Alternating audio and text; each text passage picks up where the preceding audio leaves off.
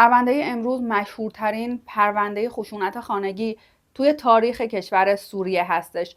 دختر جوون 20 ساله‌ای به اسم آیات الرفاعی توی خونه خودش، توی جایی که باید بیشترین امنیت رو می‌داشته، به طرز بسیار وحشتناکی به قتل میرسه. این ماجرا انقدر دردناک بوده، انقدر غیر قابل تصور بوده که فعالان حقوق بشر و فعالان مدنی شروع میکنن در موردش کار کردن و خواستار تغییر قوانین در مورد ازدواج زنان زیر سن قانونی میشن. سلام، من سودم و اینجا کرایم کاف است. به یه ویدیوی دیگه خیلی خوش اومدین. امیدوارم که خوب باشین.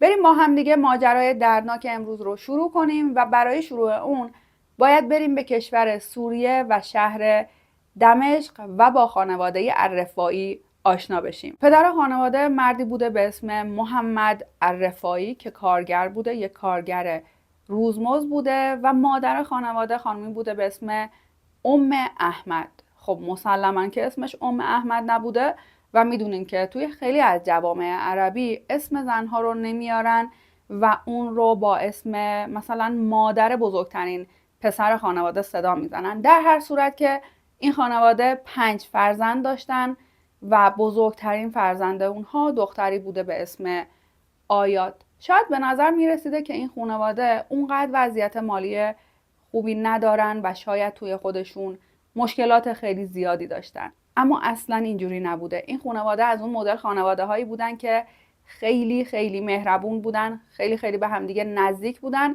و پدر خانواده برای آرامش همسر و بچه هاش هر کاری که از دستش برمی اومده انجام میداده. ساعتهای خیلی طولانی رو کار میکرده و سعی میکرده که زندگی آرومی برای خانوادهش بسازه. میرسیم به زمانی که آیات، همونطور که گفتم بزرگترین فرزند این خانواده، فقط 13 سالش بوده و داشته توی دوره راهنمایی تحصیل میکرده که خواستگارا شروع میکنن اومدن به خونه خانواده الرفاعی. شاید برای من و شما این مسئله خیلی عجیب باشه، اما 2 تا دلیل داشته که برای آیات از اون سن کم داشته یه عالم خواستگار میومده.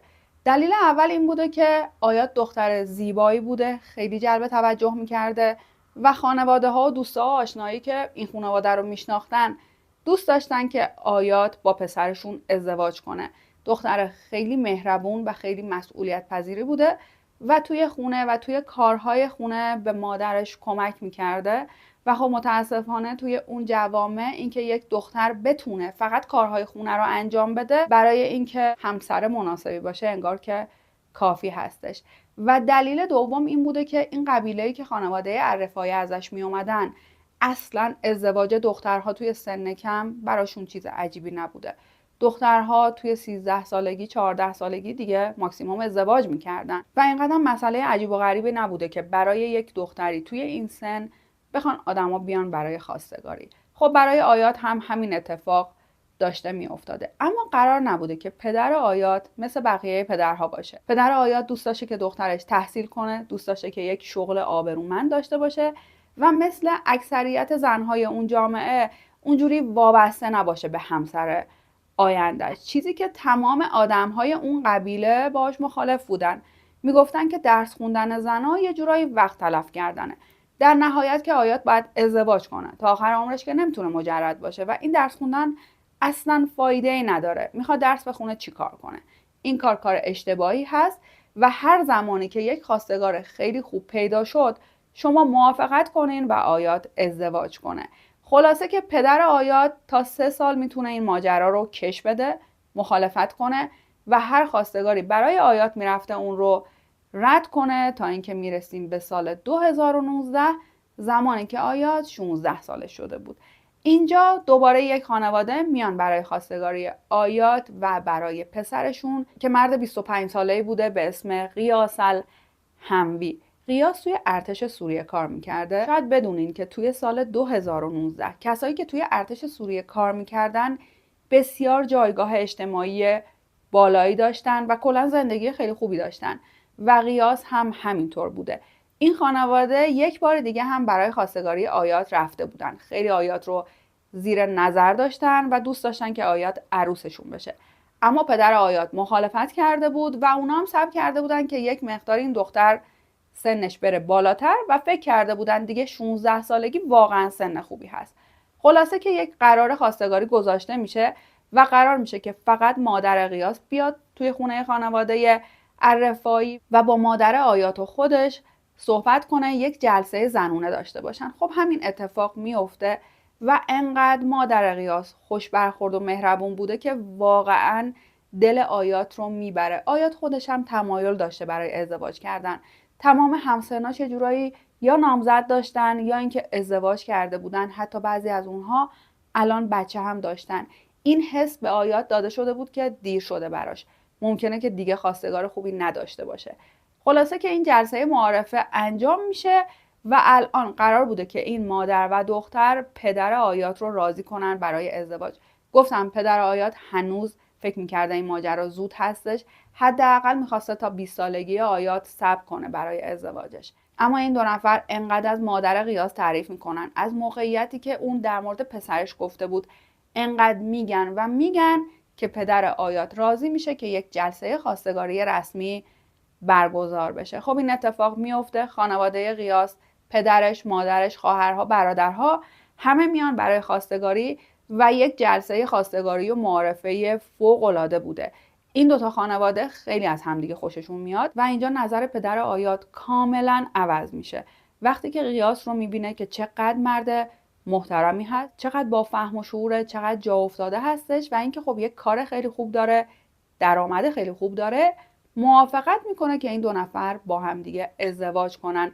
یعنی حتی قرار نمیشه که یک دوران نامزدی طولانی داشته باشن، قرار میشه که خیلی خیلی زود با هم ازدواج کنن و این اتفاق فقط 3 ماه بعد توی مارچ سال 2019 میفته. آیات وقتی که ازدواج میکنه خب درسش رو رها میکنه و دیگه قرار نبوده که درسش رو ادامه بده. این یه جورای خاصه خودش هم بوده.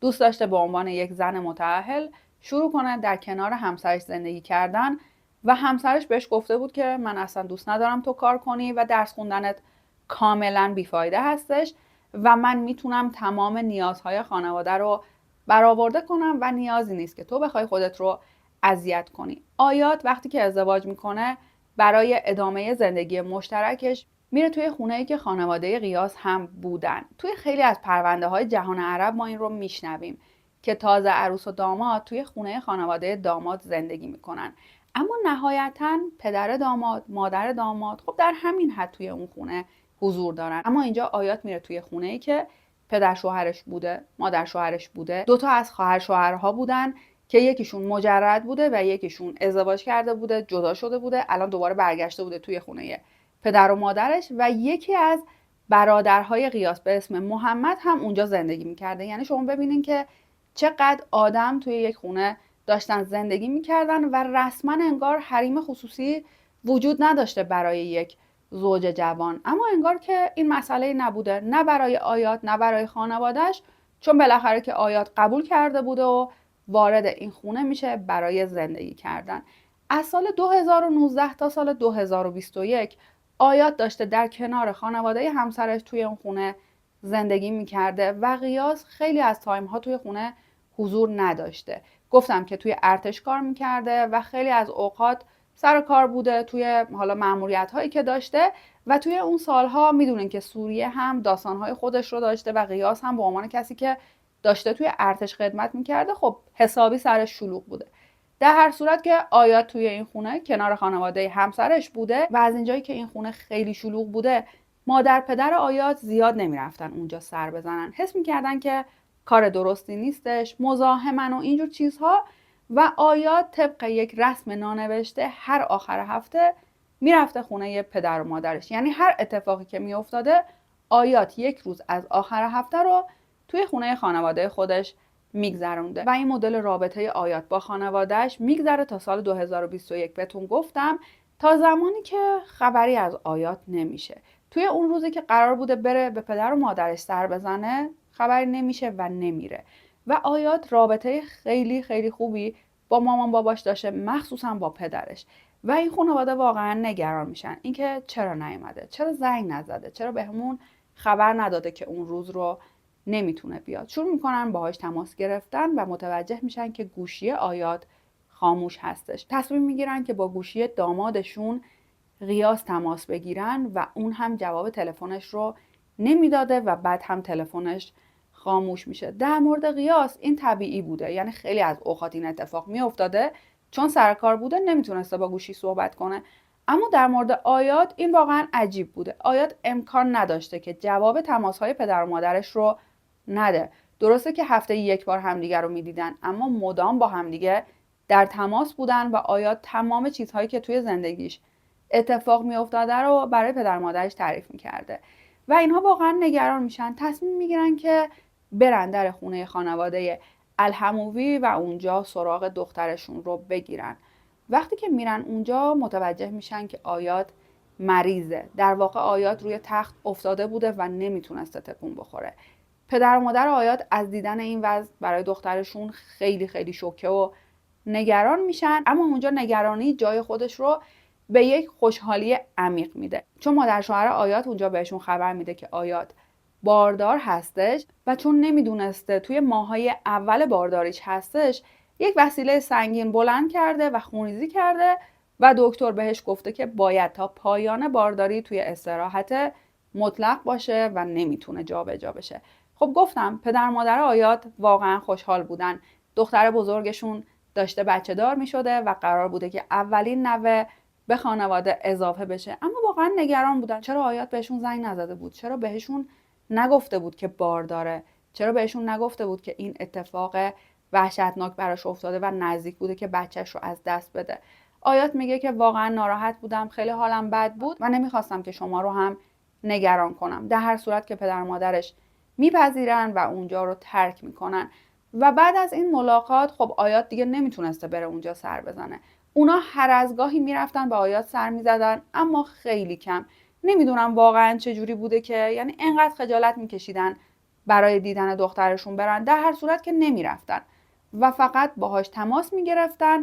بالاخره که این 9 ماه به هر سختی که بوده میگذره و دختر آیات توی اواخر سال 2021 به دنیا میاد، دختری به اسم لینا. اینجاها بوده که آیات مدام داشته به مادرش میگفته که من قراره که برم خونه خودم. سالها بوده آیات قرار بوده این کار رو انجام بده. یعنی در واقع غیاث از زمانی که ازدواج کرده بود به آیات قول داده بود که من یک خونه مجزا میگیرم، یک خونه برای خودمون که اونجا آرامش داشته باشیم. و مادر آیات واقعا خوشحال بوده. فکر میکرده دیگه وقتشه که اینها خانواده مستقل خودشون رو داشته باشن. ممکنه سر بچه داری، سر مسائل بچه کوچیک، یه عالمه اختلاف نظر بین آیات و خانواده همسرش پیش بیاد و خیلی خوبه که اینها برن و خونشون رو جدا کنن. اما متاسفانه هیچ وقت این اتفاق نمیفته، چون الان رسیدیم به اول ژانویه سال 2022، زمانی که یک پیام روی گوشی مادر آیات میاد. پیامی که واقعا نمیتونسته باور کنه. نمیدونسته که این یه شوخی مسخره است یا اینکه باید اون رو جدی بگیره. غیاث داماد خانواده توی یک پیام کاملا غافلگیر کننده نوشته بوده که آیات جون خودش رو از دست داده و شما فکر کنین که این پدر و مادر چه حالی شده بودن. شروع میکنن با غیاث تماس گرفتن. اول که جواب تلفنش رو نمیداده، ولی بعد هم که جواب میده میگه که آره نمیدونم چه اتفاقی براش افتاده، یا یک غذایی خورده که مسموم شده یا که توی خواب سکته کرده. من نمیدونم چی شده. در هر صورت ما اون رو بردیم بیمارستان و الان آیات مرده. مادرش میگه که من دیروز باهاش حرف زدم، حالش کاملا خوب بود، هیچ مشکلی نداشت. چطوری یک دختر جوون 20 ساله سکته کرده؟ مگه اصلا همچین چیزی امکان داره؟ در هر صورت غیاث میگه که من بیشتر از این چیزی نمیدونم، میتونیم بریم بیمارستان و اونجا از دکترها بپرسین. مادر و پدر آیات سراسیمه، با اینکه هنوز ته دلشون اون امیده وجود داشته که شاید غیاث اشتباه میکنه، شاید دخترشون هنوز زنده هسته، شاید بشه براش کاری کرد. خلاصه به این امید میرن به سمت بیمارستان. اما وقتی که اونجا میرسن، مسئولین بیمارستان اعلام میکنن بهشون که آیات دیگه زنده نیستش. اونا واقعا شوکه بودن. مدام داشتن میپرسیدن که چه اتفاقی افتاده، چرا دخترشون جون خودش رو از دست داده و اونا هم میگن که آیات مسمومیت غذایی داشته و وقتی که اون رو آوردن اینجا مرده بوده. ما نتونستیم کاری براش بکنیم. و نکته عجیب ماجرا این بوده که تنها کسی که از خانواده غیاث اونجا حضور داشته برادرش محمد بوده و هیچ کس دیگه اونجا نبوده. یعنی اصلا انگار برای اینها مهم نبوده که الان این اتفاق برای این دختر افتاده و این پدر و مادر میخواستن دخترشون رو ببینن، برای آخرین بار بدن بیجون دخترشون رو ببینن، اما مسئولین بیمارستان بهشون اجازه نمیدادن و این واقعا عجیب بوده. چرا این پدر و مادر نباید میتونستن دخترشون رو ببینن؟ خلاصه که اول ژانویه میگذره و اینها توی بیمارستان میمونن، بیمارستان رو ترک نمیکنن تا صبح 2 ژانویه. خانواده داماد از اون طرف قصد داشتن که جواز دفن رو بگیرن و آیات رو دفن کنن، ولی خودشون حتی توی بیمارستان حاضر نمیشدن و واقعا پدر و مادر آیات به این مسئله مشکوک بودن. پدر آیات بارها رفته بوده و خواستار این شده بوده که با مسئولین بیمارستان صحبت کنه، اما بهش اجازه نمیدادن و انقدر پدر آیات دیگه واقعا عصبانی شده بوده که شروع میکنه به داد و فریاد کردن. اونجا یه عالمه اعتراض میکنه، پیش مسئولهای متفاوت میره که قرار میشه برای یک لحظه برای آخرین بار آیات رو ببینه، اونم فقط پدرش. و اینجا کلا همه چیز عوض میشه. وقتی که پدر آیات وارد اون اتاق میشه و دخترش رو میبینه، میفهمه که اون مسمومیت غذایی یک دروغ کثیف بوده. روی بدن بیجون آیات یک ملحفه سفید پوشونده بودن و فقط صورتش و یک مقدار از ساق پاش مشخص بوده، اما همونقدر هم کافی بوده. تمام صورت آیات کبود بوده، پر بوده از جای ضربات و خراشیدگی و همینطور روی ساق پاش. روی ساق پاش یک عالمه جای زخم وجود داشته، زخم‌هایی که هم تازه بودن و هم کهنه و پدرش داشته فکر می‌کرده این نقاطی که من دارم می‌بینم به این وضع هست، چه برسه به چیزهایی که من نمیتونم ببینم. خیلی سراسیمه از اونجا خارج میشه و مستقیم میره به ایستگاه پلیس و از خانواده داماد شکایت میکنه. مطمئن بوده که یک نفر بلایی سر دخترش آورده و نمیتونسته اجازه بده که اینجوری بدون اینکه بفهمه که چه اتفاقی افتاده اونها بخوان دخترش رو دفن کنن. پدر آیات وقتی که میره توی اداره پلیس و اون پرونده رو تشکیل میده، همراه چند تا از پلیس‌های جنایی برمیگردن بیمارستان و اونها میخوان که جسد رو معاینه کنن و کاملا مشخص بوده که این دختر مسموم نشده. پلیس‌هایی که رفته بودن و اونجا حضور پیدا کرده بودن از مسئولین بیمارستان میخوان که اون حالا آزمایشی که انجام دادن یا هر کاری که کردن و گفتن که این دختر مسمومیت غذایی داشته رو بهشون ارائه بدن. و شاید باورتون نشه اونجا اصلا آزمایشی از آیات نگرفته بودن و میگن که وقتی آوردنش اینجا ما آثار بالا آوردن رو روی لباسش دیدیم و فکر کردیم که مسمومیت بوده و خانواده همسرش هم همین رو به ما گفتن و خب دلیل دیگه‌ای برای مرگ یک دختر 20 ساله وجود نداشته. پلیس ها از دکترایی که اونجا حضور داشتن میپرسن خب این جاهای کبودی چی؟ اینها برای شما کاملا نرمال و عادی بوده؟ و دکترای بیمارستان میگن که خانواده داماد به ما گفتن وقتی که ما داشتیم اون رو می آوردیم منتقل میکردیم به بیمارستان از دستمون توی پله ها افتاده. یعنی کاملا مشخص بوده که دکترای اون بیمارستان نمیخواستن پیگیری کنن، حالا به هر دلیلی. و پزشکی قانونی اینجا قرار میشه که روی بدن بیجون آیات آزمایش های خودش رو انجام بده و علت مرگ رو مشخص کنه. چند روزی طول میکشه و پزشکی قانونی تیم جنایی نظر خودش رو اعلام میکنه. آیات هیچ مسمومیت غذایی نداشته، بلکه بر اثر ضربات مکرر به سر جون خودش رو از دست داده بوده، ضربه مغزی شده بوده، خونریزی مغزی داشته و اینکه آثاری که روی پاها و دستهاش بودن اصلا در اثر افتادن از دست کسی یا توی پله نبودن و کاملا آثار مستقیم ضرب و شتم بودن. یعنی مشخص بوده که این دختر بارها مورد آزار و اذیت جسمی و خشونت خانگی احتمالاً قرار گرفته. و نکته بسیار بسیار دردناک این بوده که پزشکی قانونی اعلام میکنن پای آیات شکسته بوده، اما نه همین روزها بلکه ماهها قبل و اینکه اصلا درمان نشده و استخوان پا به صورت طبیعی جوش خورده و اصلا حالت خوبی نداشته.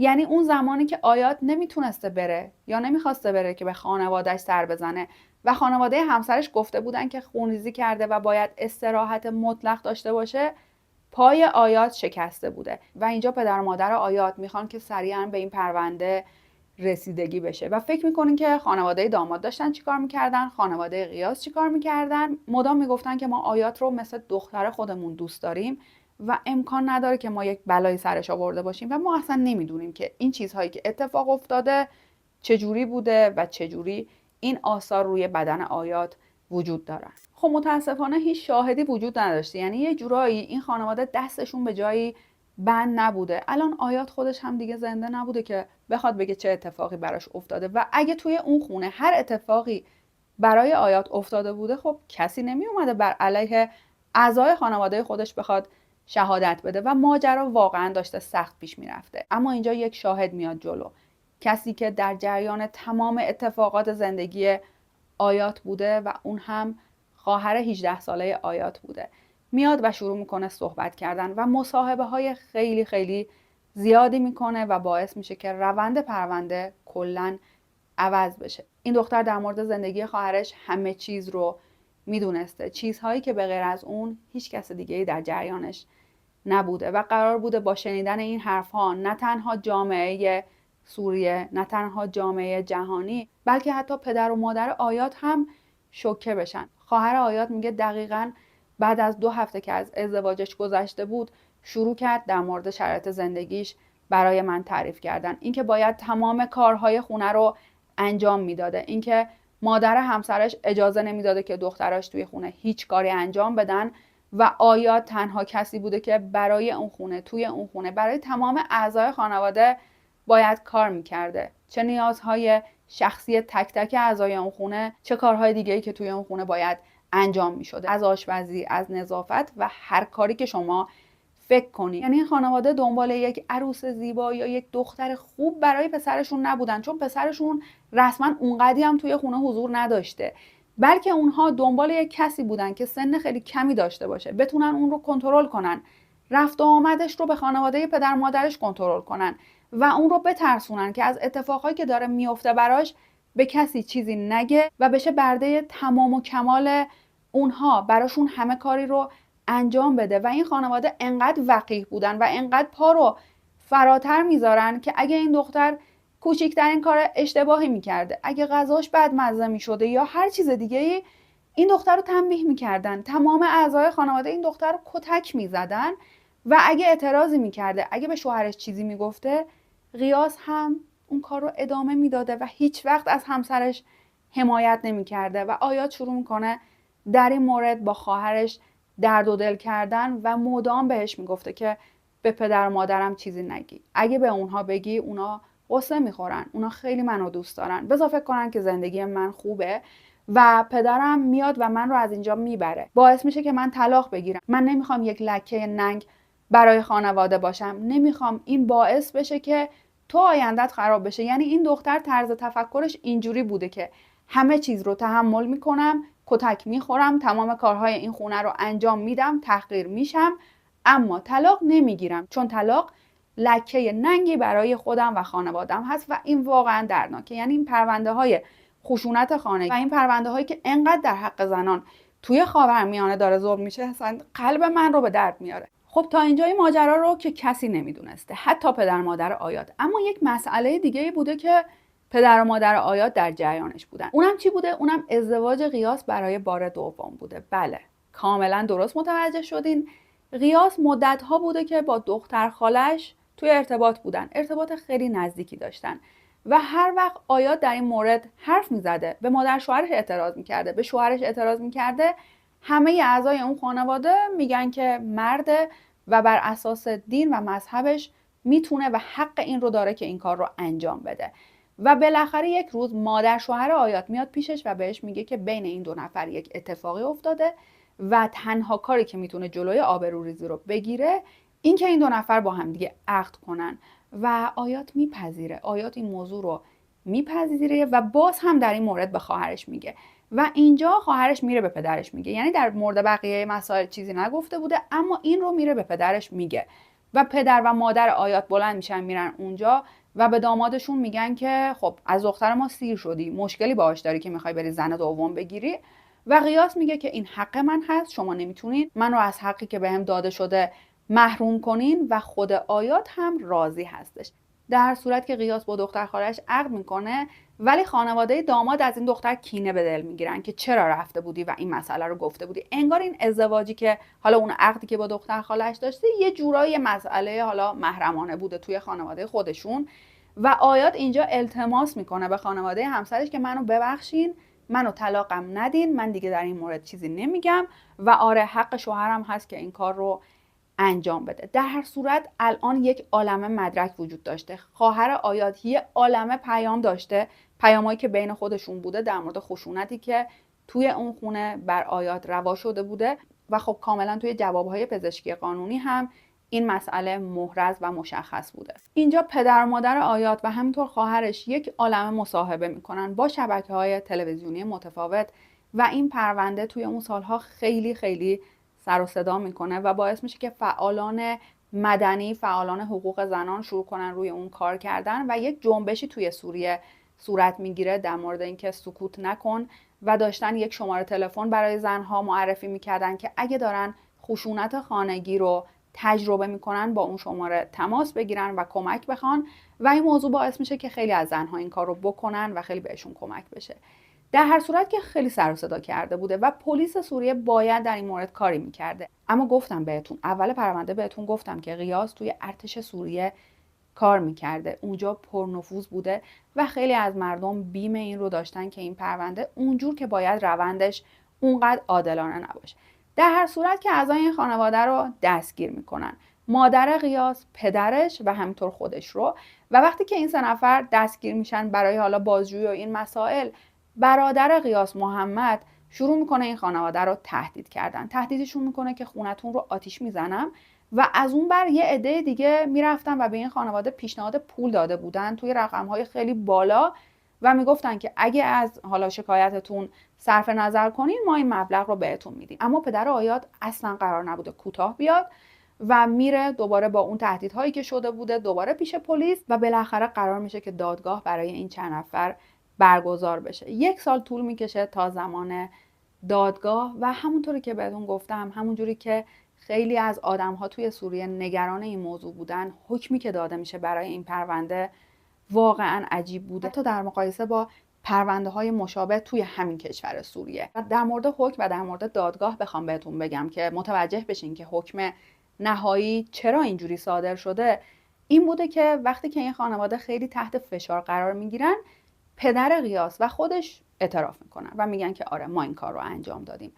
پدر غیاث توی اعتراف‌هایی که داشته میگه اون روز من با آیات بحثم شد سر آب جوش برای چای و ازش آب جوش خواستم، اون درست جواب من رو نداده و من شروع کردم با عصایی که توی دستم بوده بهش ضربه زدن و بعد هم با همون عصا شروع کردم توی سرش زدن و آیات اینجا داشت گریه میکرد، از شوهرش کمک میخواست و یکم صداش رو برده بود بالا و بعد غیاث میره جلو، سر آیات رو میگیره و سرش رو بارها به دیوار میکوبه. اونا آیات رو همونجا رها میکنن، یعنی این 2 نفر پدر و پسر آیات رو به خاطر آب جوشی که برای چای میخواستن اینجوری مورد ضرب و شتم قرار میدن و بعدها پدر غیاث توی اعترافات بعدش میگه که آره با یک پیشگوشتی هم یه چند تا ضربه بهش زدم و بعد این دختر رو اونجا رها میکنن، ولش میکنن به امان خدا. 1 ساعتی که میگذره مادر غیاث میره سراغش و میبینه که تکون نمیخوره. هر چقدر که سعی میکنن آب توی صورتش بزنن، خلاصه هر کاری که میکنن، آیات بیدار نمیشه و میفهمن که آیات در اثر اون ضربات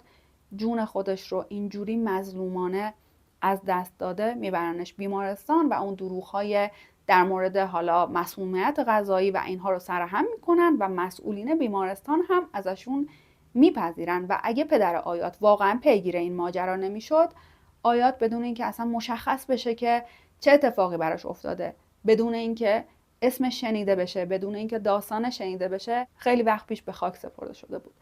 در هر صورت که اینها اعتراف میکنن و بر اساس این اعترافات، چون 1 نفر مسئول قتل آیات نبوده و این پدر و پسر با همدیگه این کار رو انجام داده بودن، خب اعترافات خودشون بوده، به هر کدوم از اونها فقط 7 سال زندان میدن. برای قتل عمد 7 سال زندان. به محمد 1 سال حبس میدن برای اینکه تهدید کرده بود خانواده آیات رو و مادر غیاث هم کلاً تبرئه میشه چون هیچ کس بر علیهش چیزی نگفته بود و مدام میگفتن که توی این مسئله هیچ تقصیری نداره. اما خواهر آیات بارها گفته بود که کسی که از همه بیشتر آیات رو مورد آزار و اذیت قرار میداده مادر غیاث بوده. اما در هر صورت که این پدر و پسر گناه‌ها رو به گردن خودشون میندازن، با همدیگه رو شریک جرم میکنن برای اینکه حکم خیلی کمتری بگیرن. پدر آیات وقتی که این حکم صادر میشه توی سال 2023 بارها رفته بود، تلاش کرده بود، تقاضای تجدید نظر کرده بود،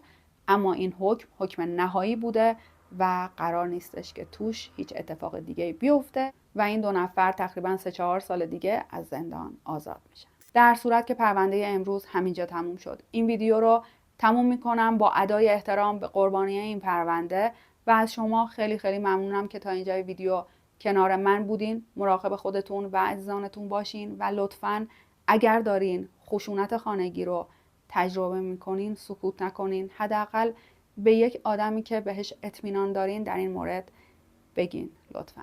مراقب خودتون باشین. خدا نگهدار.